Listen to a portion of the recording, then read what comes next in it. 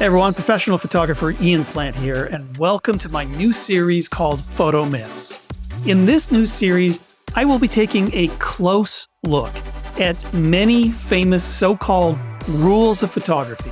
You know, the kind of thing you've probably heard repeated over and over again. But very rarely do people actually stop and wonder if this stuff is really true. So in each episode, I will take one of these photo truisms and try to figure out, is it true or is it a photo myth? And in this episode, I'm joined by my good friend, fellow pro photographer Joseph Roybal, and we'll be taking a close look at AI photos. That's AI as in artificial intelligence. And so what I'm talking about here are images that are concocted by a computer program but that look like real photographs. And we're going to be answering the question that has been on everyone's mind in 2023. Will AI kill photography? We'll be taking a deep dive into this issue to decide whether it's real or whether it's a photo myth. So strap yourselves in and get ready for a wild ride. And welcome to Photo Myths.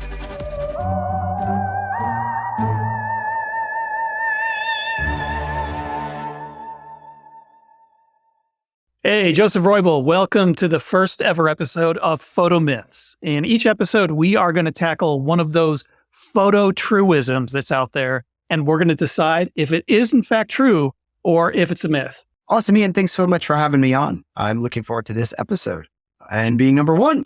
Well, before we get started, I've got a few questions to ask you. Are you ready? Ready. Okay, describe yourself using color. I always painted and drew outside of the lines. Okay. Second question. Ready? Okay.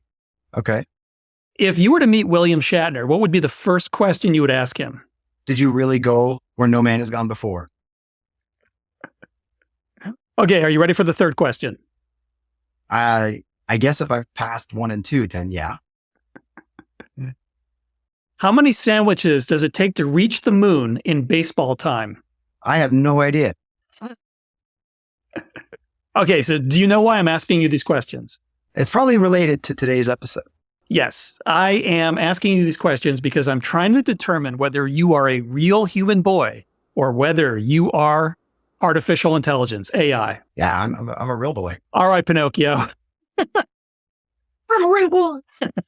Well, as you've probably guessed, our topic for today is AI, artificial intelligence. And the name of this episode is Did AI Kill the Photography Star?, which is based on that old earworm hit song, Video Killed the Radio Star, which was the first music video that MTV used when they launched their new channel way back when in the early 80s. And so the reason I picked that was because the song itself captured the zeitgeist of the moment. There was this change in technology and change in the way people communicated. So when MTV launched, it completely upended the music industry. It changed that industry forever. And cable TV, which MTV was part of, also completely changed human society as we know it. Thinking about today, there are a number of cable channels that just dominate the national and international discourse about sports, religion, entertainment, and politics. And so this was a moment where everything was just upended by this collision of technology and mass communications. And the song, Video Killed the Radio Star, is talking about another one of those momentous changes in society when TV and video and movies displaced the current way that people communicated, which had been radio. So it completely upended society. And I feel like we're in one of those moments now. As a matter of fact, we were in one of those moments about 20 years ago. And that was when several technologies came together. First of all, there was the rise of the internet, which completely changed the way people communicate with each other. And then very relevant to us as photographers, there was the rise of the digital camera. And the combination of the internet and the digital camera not only completely upended society in the case of the internet, but also completely upended the way people would make photos, sell their photos, and share their photos with others. It's just completely changed our industry. And now the question is, with AI, are we in a similar moment? Is this one of those moments when 20 years from now, we're going to be looking back and we're going to be saying, it wasn't that big of a deal? Or are we going to look back and say, oh yeah, that was the moment when AI came on the scene everything changed. And now the machines have risen up against us and they're in the process of eliminating the last remnants of humanity. So I think the first thing we have to ask is, what exactly is AI, at least in relation to photography? What are we talking about here? Wow, that's a good one. I oftentimes think about AI as being kind of two separate forms right now. Could be more, but in relation to photography, the generated imagery that we're seeing come out of, different photographers, different accounts online, kind of upending photography competitions. And then there's the other side that is kind of this AI helping the cameras focus and do kind of learned machine kind of intelligence, I guess. And so I think it's almost like this two-sided battle that we've kind of got going on. Yeah, it's like it's two different conversations. On the one hand, we've got what I think we can all agree is the good AI, and that is the artificial intelligence assisted learning that is helping our cameras autofocus better. And it's also making it easier for us to fix blemishes in our photographs. So there's these AI assisted generative fills that allow you to take footprints out of the sand and stuff like that. And then there would be AI assisted sharpening and noise removal, which I think we've all been taking advantage of increasingly over the past few years. And I think for the most part, we'd all agree that these are definitely good things. Like, it's hard to really identify a bad side to any of those. But then we've got the other part of the conversation, which is really what we're focusing on here, is the AI generated imagery that's being passed off as photography. So there have been some recent photo contests in 2023 where the winner of the contest was later revealed to be an AI generated image. And so these were photo contests, and the people who were entering these images were doing so under false pretenses. They were breaking the rules. But here is an example of one of these images that was entered into a contest. And I got to say, it's a pretty stunning image. If I had taken a photograph like this, I'd be really impressed with myself. And it's not entirely obvious to me either that it is something generated by a computer, but there do seem to be a few telltale signs. So what is it when you're looking at this that you see that makes you think, aha, this is not a real photograph? Man, this is one of those images that when we first saw it come out, or when it was discussed, it was just like, wow, insane, incredible to capture something like that. But I think for me, when I first was really looking at this and kind of thinking, okay, is this real or what not? It's the waves leading towards the sun in the distance. They're coming kind of at a 45-degree angle from the sun away from it. And I was thinking like, okay, is that possible? Is it possible to have waves kind of coming from two different directions? That to me is what seemed to throw it off. Yeah, I agree. I think that this image is something that if I just saw it and someone said it was a photograph, I wouldn't automatically suspect that it was not.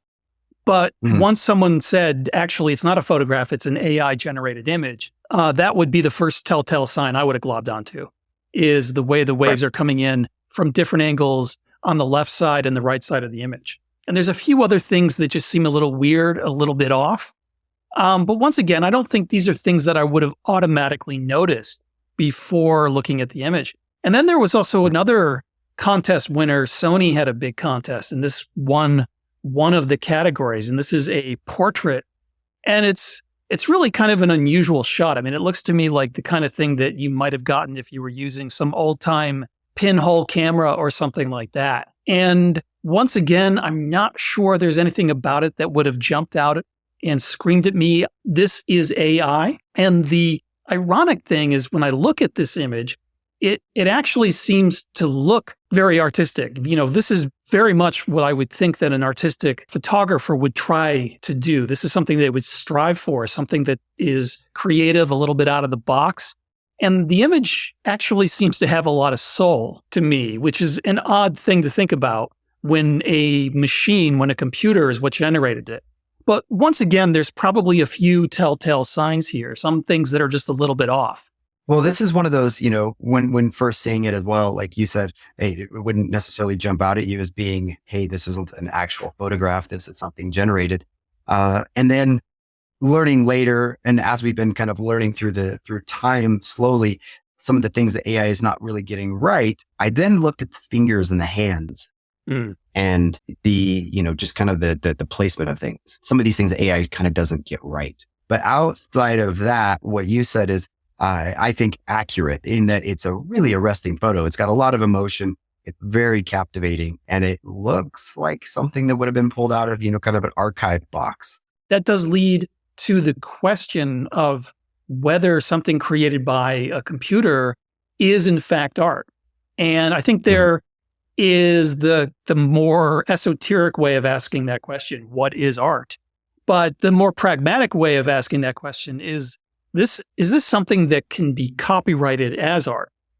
And the initial opinion of the US Copyright Office, for example, is no. If it's generated by a non-human, then it can't be art that can be copyrighted.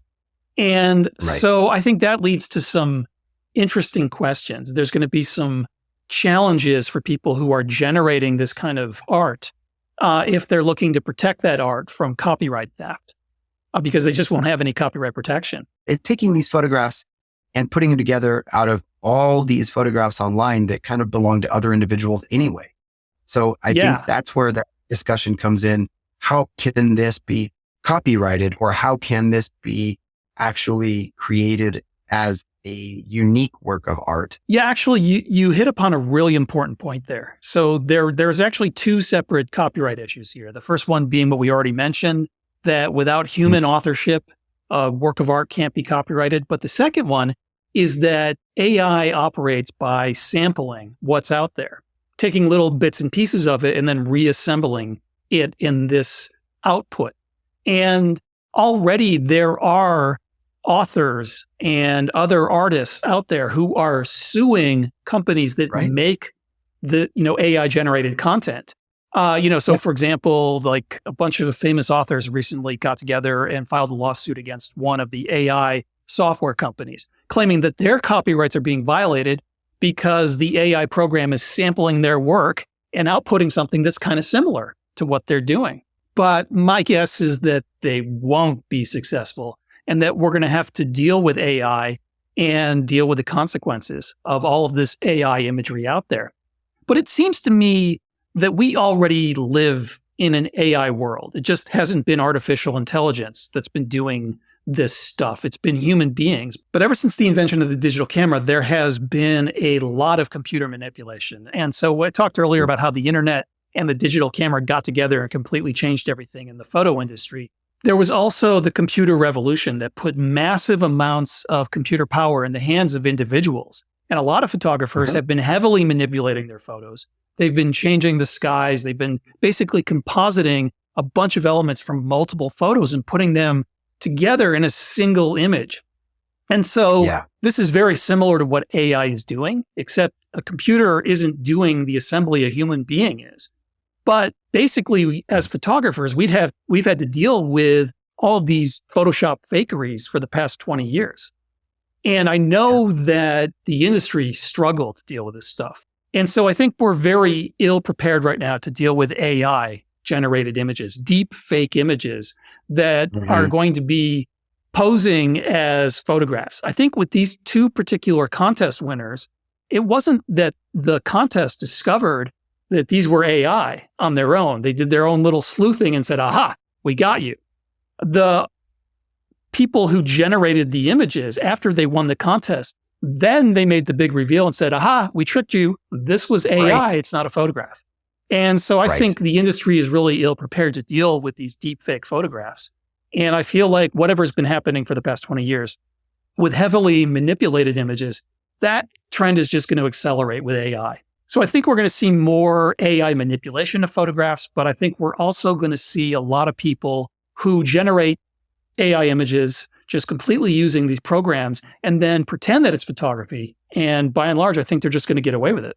What I was wanting to say is kind of like people, we've been safeguarded in a sense. A lot of us have been safeguarded by not having the tools, because people didn't know how to create some of these things.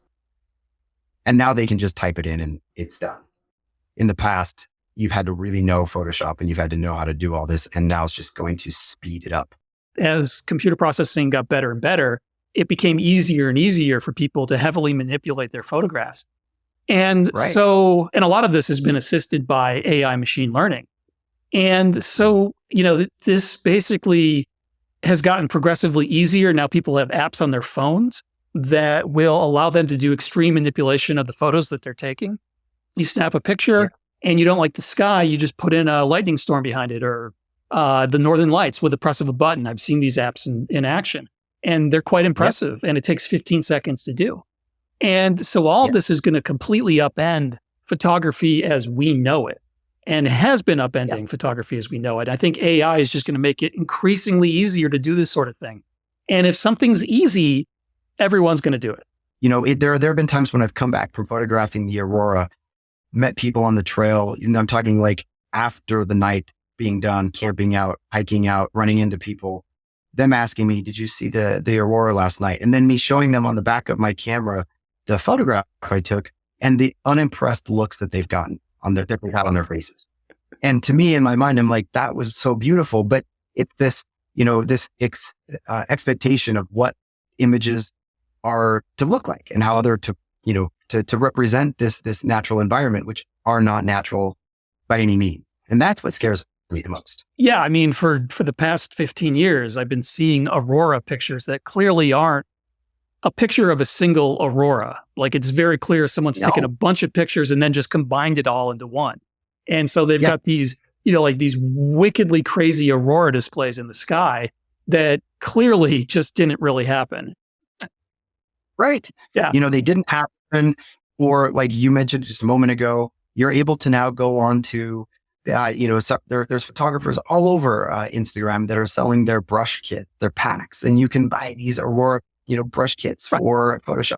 Then you can go in and I've seen their workflow showing how their brush toolkit can take a blue twilight empty sky and turn this scene into what would be the most dramatic aurora scene that you've ever seen. And then that's the output, and that's what gets posted. And that's how I feel what's driving this change and this need for more. And, even from us that are out there shooting, it's what kind of driving us to try to be better, which is good. But it's a little disheartening when you do put out something that's real and it's really taken a lot of effort, and then it doesn't resonate the same way as some of these, I would just say, and that's not necessarily AI, but that's what we were talking about with people doing it on their own. And now you can just click a button and do it. People like you and I have been impacted by this trend for the past 20 years already. So AI is just going to throw some fuel on the fire that's already been burning. But it clearly is going to have an impact. The fact that there were major photo contests where the winners had to be stripped of their titles because they weren't photographs, they were AI generated images. That clearly proves that this is already having an impact on the art and business of photography. And I think we're going to see more of that sort of thing. But, a lot of people just sort of shrug their shoulders and say, what's the big deal? It's all art, and like in this AI imagery, it's art. If it's beautiful, why should we care how it's created? And to some extent, I agree with that. Like, yeah, it's art, but it's a different kind of art than photography. It's not the same thing.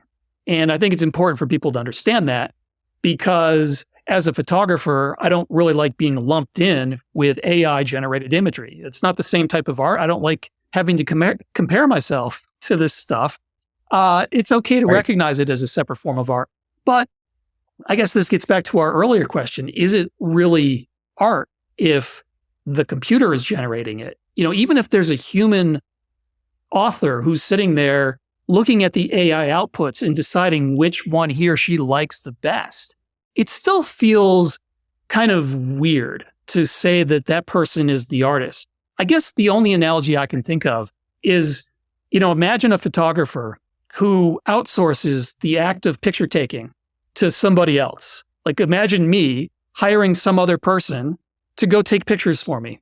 And then I take that person's photos, I go through them, I pick the one that I like the best.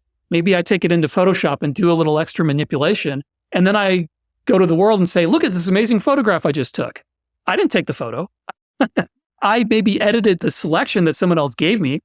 And maybe I did a little bit extra work on the computer, but I only did maybe 2% of the artistic process. Someone else did it. And with AI, I think that's exactly what's happening. The AI software is doing all the work. The person who is typing in the prompts and then going through the options that they're given and then maybe tweaking one of those options isn't really doing that much creative work. And so that really leads us to the question that we started off here. Is AI going to be the death of photography? So that is the myth that we're challenging right now. This idea that AI is going to kill photography. And here in Photo Myths, we assess every one of these photo truisms using a Bigfoot scale. And so if we awarded 0 Bigfoots, that means it's completely 100% true. But if we give it 4 Bigfoots, that means it's a complete and total photo myth. And somewhere in between means it's part true, part false. So I've got to ask you for your Bigfoot rating for the statement that we're challenging today. Will AI kill the photography star? I would say that it is going to definitely change the landscape in which we know it. And I think it will kill photography. With that, I would probably give it a Bigfoot, because I guess that why? I still feel that we're going to have photography be what it is to a degree, to an extent of experience getting out, shooting in the landscape and taking people to these locations. That would be, I guess, maybe workshops. But for print cells, for these expectations, for competitions, I think that it's definitely changing. But for me, I think I'm going to give this 2 Bigfoots. And the reason for that is that we just don't really know. We're still in the moment, and AI is still evolving, and how it's going to impact our industry is still unclear. Though I've got my suspicion, and my suspicion is that AI is going to kill photography, or at least traditional photography as we know it. But it's not really AI that is going to do it. AI is going to team up with another technology that has become ascendant in recent years, and that would be our smartphones. And already younger photographers aren't taking photos with cameras. They're using their phones. And so I think AI is just going to accelerate that. People are going to increasingly use their phones to take pictures. They're going to use AI programs to manipulate those pictures. And it's going to be completely different from the way you or I think about this thing that we call the art of photography. So it's all going to change. All right. Well, Joseph, thank you so much for joining us for this first episode of Photo Myths. Definitely hope to have you on again. And it's been a real pleasure talking with you. Thank you so much for showing up. Well, dude, thanks for having me on, Ian. I always love connecting and hanging out virtually. And this was a fun one. And just remember, I may not believe in Bigfoot, but I'm a big fan of people who do. Thank you so much for joining us. We'll see you again next time. Bye-bye.